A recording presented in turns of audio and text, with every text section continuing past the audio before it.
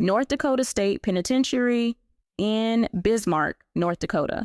Here's how to get on the approved call list.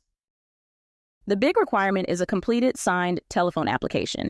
You can submit it online or print it and mail it.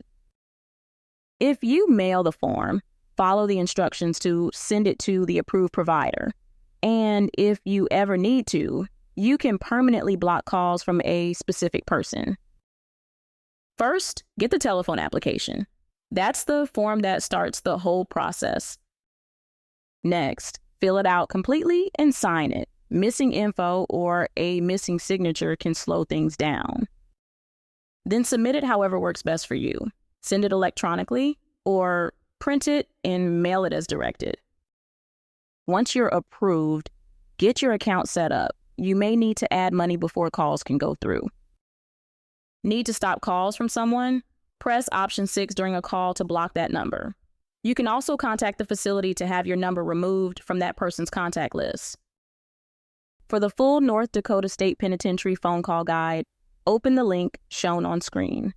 That's where you'll find the latest updates.